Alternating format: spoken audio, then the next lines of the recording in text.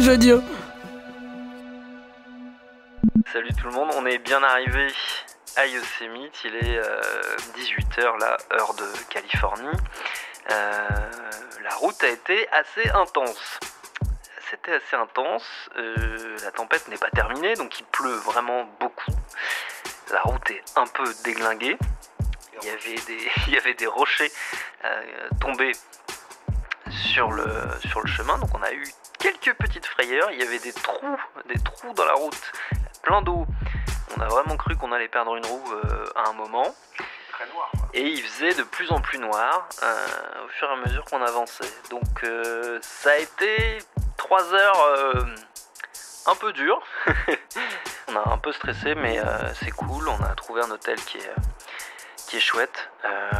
Donc voilà, tout est pour le mieux. Et demain matin, on va pouvoir aller faire un tour dans le parc. La suite demain. Ciao.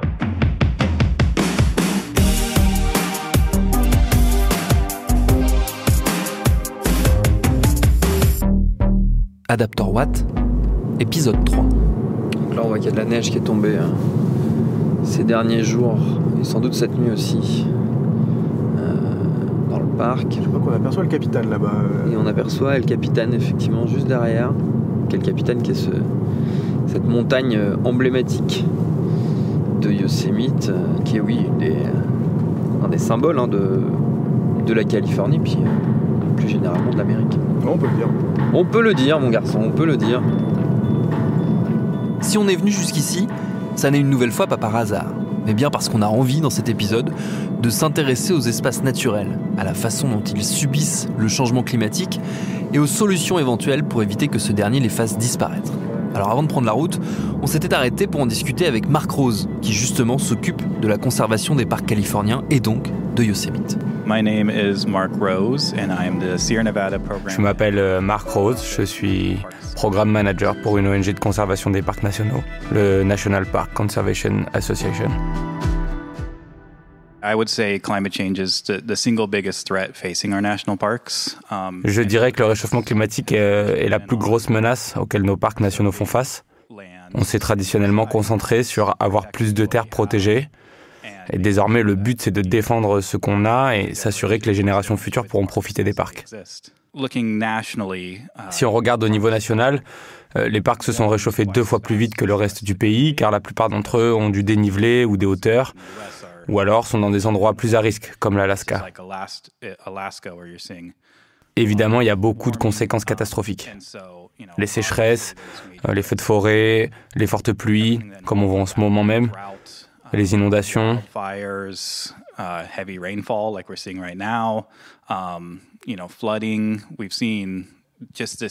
Cette année, par exemple, le parc de Yellowstone a subi de fortes inondations qui ont détruit les routes d'accès au parc. Depuis que je travaille ici, il y a eu d'importants feux chaque année dans les parcs où je travaille. Cette année, il y a eu un grand incendie près de Mariposa Grove, là où il y a des séquoias géants. Ce sont parmi les plus grands arbres du monde, si ce n'est les plus grands. Et ils sont emblématiques de nos parcs nationaux en général et plus spécifiquement de Yosemite. Donc il y a eu un feu juste à côté et il s'est étendu jusqu'à certaines zones qui n'avaient pas brûlé depuis très longtemps. C'était un incendie intense qui a fini par arriver dans Mariposa Grove. Il y a eu un feu similaire dans le parc national Sequoia, le KNP Complex Fire, qui a touché des zones qui n'avaient pas été brûlées récemment. Il a fini par s'étendre sur plus de 3000 hectares. C'était un fait énorme. À tout cela s'ajoutent d'autres feux dans les années précédentes qui, en tout, ont détruit jusqu'à 19% des séquoias adultes du monde. C'est terriblement triste. Ces arbres existent depuis 2000, 3000 ans.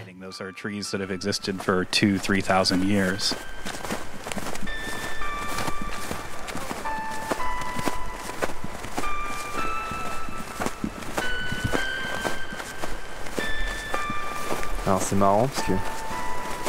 Donc là l'arbre il est... Alors c'est un gros arbre, hein. C'est vraiment... Le tronc est énorme. Mais on voit qu'il a été... calciné, on voit qu'il a pris vraiment les flammes. Mais par contre, Alors il y a de la mousse qui repousse dessus. Il a des branches avec des feuilles et tout, donc des feuilles, des épines, parce que c'est un conifère. A priori, même si je suis pas spécialiste, je dirais qu'il est encore vivant. Et sa tranche, ce qui est quand même étonnant, c'est qu'on voit juste à côté là-bas, là, il y a plusieurs petits arbres, par contre, qui sont beaucoup plus fins, et eux, ils sont morts. Enfin, on voit qu'ils sont morts. La résistance de certains arbres et la fragilité des autres, c'est un des sujets qu'on a abordé avec notre deuxième invitée dans cet épisode, Laurie Wayburn. C'est la présidente de l'ONG Pacific Forest Trust qui œuvre à la conservation des forêts privées, des forêts qui connaissent exactement les mêmes problèmes que les parcs nationaux. On a planté trop de jeunes arbres. Les forêts sont trop remplies des arbres. Ils sont petits et sont jeunes et ils n'ont pas les résistances ou résilience pour le climat, les changements de climat que c'est nécessaire. Alors, une chose, c'est de restaurer la composition des espèces, des âges et des structures. Dans une forêt naturelle, on a des grands arbres morts, vivants, sur la terre, et tous les étages entre les deux. Il y a un royaume en dessous des sols, il y a un royaume dans le canopé. Et ça, on ne trouve pas dans les forêts privées, et spécialement dans les forêts avec un management industriel. Une question que je me pose... Would that be better in English? No. Oh, okay. Oh, it's perfect. Okay. It's lovely in French. C'est toujours une bonne chose d'avoir les nouvelles mauvaises en français. Une question que je me pose, c'est comment est-ce qu'on identifie, par exemple, quelles espèces d'arbres seraient les plus adaptées à telle ou telle situation climatique? Comment est-ce qu'on anticipe le fait que le climat va continuer à changer? Et du coup, qu'est-ce qu'il faut planter aujourd'hui pour que demain, ça supporte le changement? Pour nous, le point de référence, c'est bien la situation naturelle.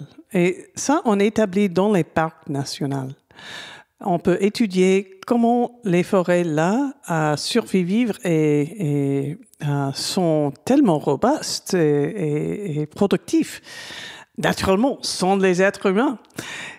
Ça te donne le range des espèces qui sont là naturellement. Et le climat, c'est en fait un assemblage des microclimats. Alors, il n'y a pas une seule réponse à cette question. Il y a des gens qui pensent, on va planter les autres espèces qui sont adaptées aux sécheresses. Mais on a bien vu que ça, c'est beaucoup susceptible aux erreurs. C'est une approche qui dit, ce système peut réguler un peu soi-même. Nous n'avons pas l'expérience des milliards d'années pour savoir exactement.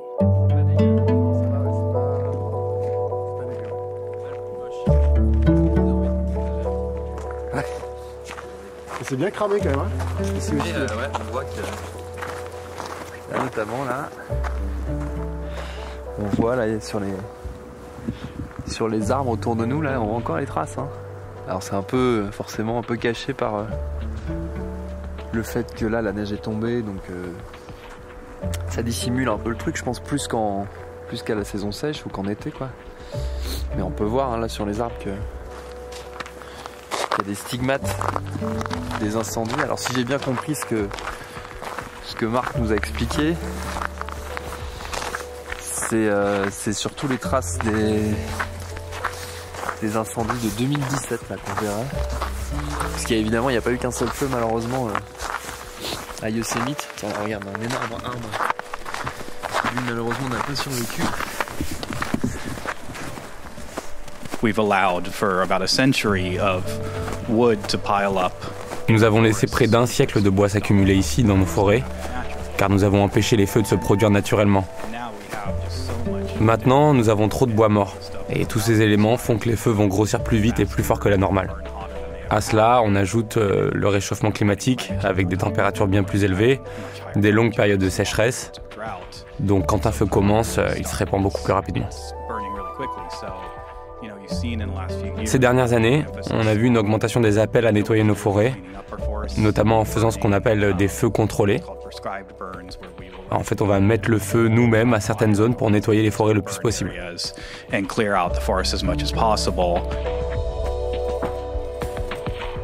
C'est quelque chose que les parcs nationaux ont commencé à faire à la fin des années 60, début des années 70.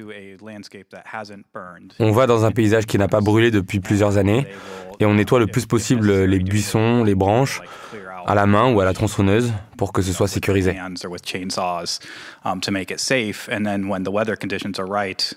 Puis quand les conditions climatiques sont appropriées, on va sur place avec du matériel inflammable et on allume les petits feux autour de ces zones. Comme ça, le feu est maîtrisé.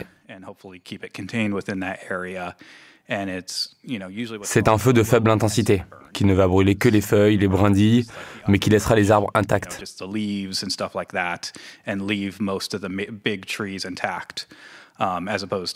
qui est différent de ce qu'on voit maintenant, causé par le réchauffement climatique, c'est-à-dire des feux de grandes intensités qui brûlent tout sur leur passage. Il y a des zones où c'est 100% d'arbres qui sont morts.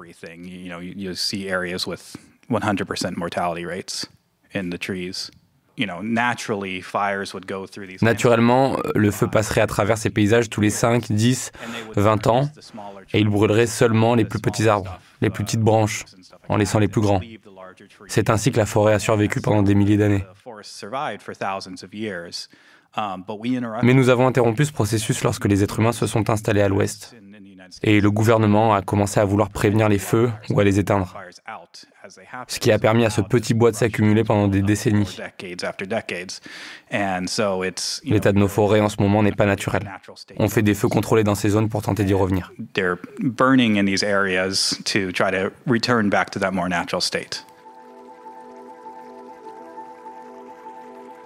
Alors on continue d'avancer dans le parc de Yosemite, c'est vraiment un endroit surprenant. Là on vient d'arriver juste à côté d'un lac qui s'appelle le lac Miroir, et pour cause, il est vraiment réfléchissant comme un miroir. C'est assez sublime, et on comprend en fait vraiment, quand on se balade ici, pourquoi les Américains sont aussi attachés à ces endroits, parce que c'est vrai que c'est objectivement sublime. Donc forcément, on peut que vouloir que ces endroits restent comme ils sont, en tout cas qu'ils restent aussi beaux qu'ils sont. Paradoxalement, on peut se demander si le fait que, justement, ces endroits auxquels les gens sont tellement attachés sont menacés aujourd'hui, peut-être que c'est une opportunité, d'une certaine manière, pour accélérer encore la prise de conscience de l'urgence qu'il y a à prendre des décisions qui vont faire qu'on va peut-être réduire un peu les dégâts liés au changement climatique.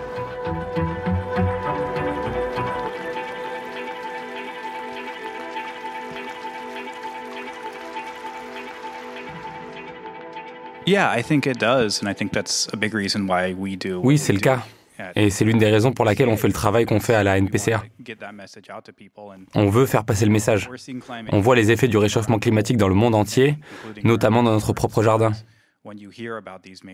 Mais quand vous voyez ces événements majeurs, dans des parcs nationaux, des endroits que vous avez visités ou que vous voulez visiter, ça vous touche.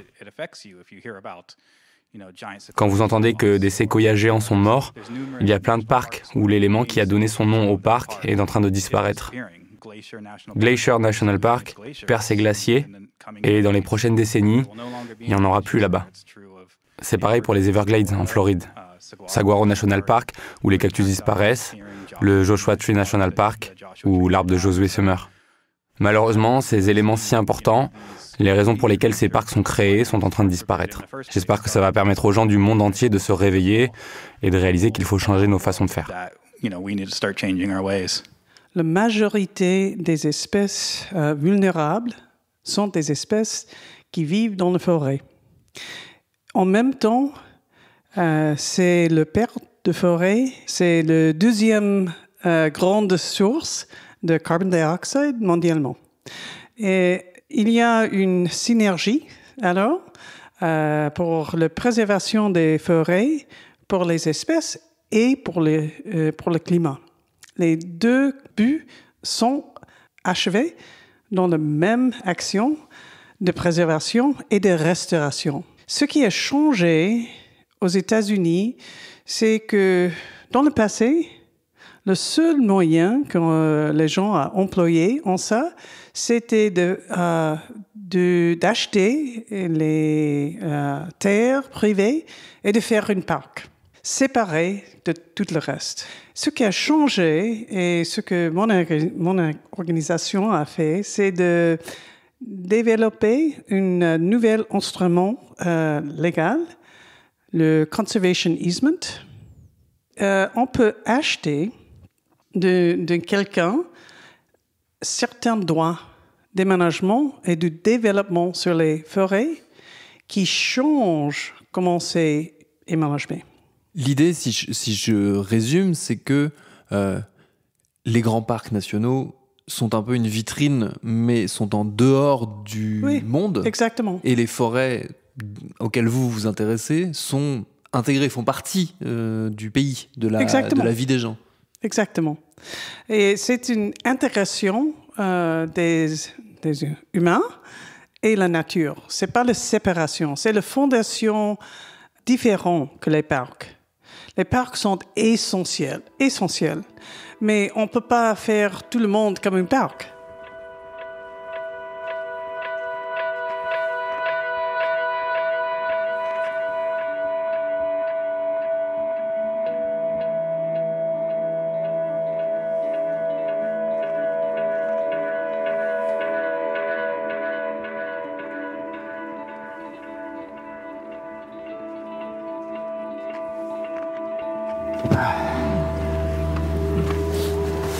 Hop là. Allez. Bon ben voilà, on a fini notre petit tour dans le parc de Yosemite. Alors, je vais mettre ma ceinture. Ça va sonner. Hop. C'était magnifique. Mais il y a une question là qui me trotte un peu dans la tête en repartant là, c'est de se demander si justement ces espaces magnifiques, ces espaces si bien préservés, ces espaces que les Américains en général et même les touristes du monde entier adorent justement parce qu'ils leur permettent de reconnecter avec la nature, et ben est-ce que paradoxalement ou ironiquement, j'en sais rien, le fait qu'ils aient été justement si bien préservés jusqu'ici, ça n'a pas laissé s'installer une espèce de fausse sensation de sécurité, dans le sens où inconsciemment on s'est dit bah c'est bon, la nature elle risque rien, regardez les parcs nationaux comme ils sont beaux.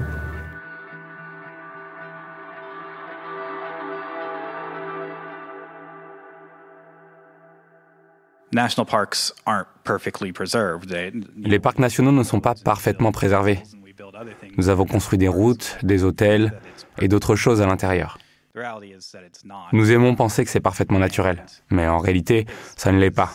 Et c'est triste qu'avec le réchauffement climatique, certaines des zones qui sont plus loin de ces endroits développés soient aussi impactées. Certains parcs, comme Yosemite, sont en quelque sorte aimés à en mourir. Il y a trop de visiteurs à certaines périodes de l'année. Quand vous avez un parc qui a récemment fait face à une catastrophe naturelle, je dirais que l'une des choses que les gens de la communauté locale veulent, c'est qu'il y ait des visiteurs qui reviennent. Peut-être à la basse saison, quand il y a moins de monde. Mais oui, une façon de soutenir les parcs, c'est de continuer à y aller.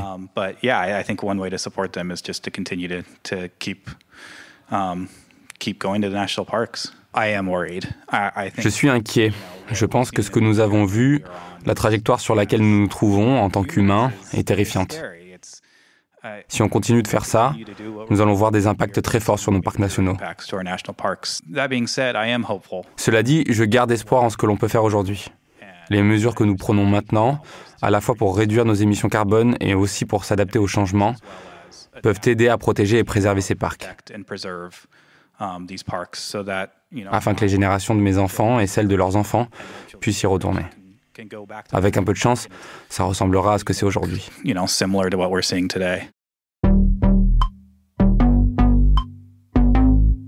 Le changement de mentalité en termes de préservation, le fait de réintégrer les espaces naturels dans la vie réelle, et pas seulement dans des parcs, certes sublimes, mais en dehors du monde. Est-ce que ça suffira tout ça à faire en sorte que Yosemite et les autres soient encore à peu près les mêmes dans 15 ans, dans 20 ans, dans 50 ans ? J'en ai aucune idée. J'espère que ça y contribuera. Le fait d'en parler, d'affronter la question, c'est déjà en soi une première avancée. C'est d'ailleurs le sujet du prochain épisode. Comment est-ce qu'on parle du climat ? Et comment les histoires, fictives ou bien réelles, qu'on raconte autour du changement climatique, peuvent nous aider, nous aussi, à nous adapter.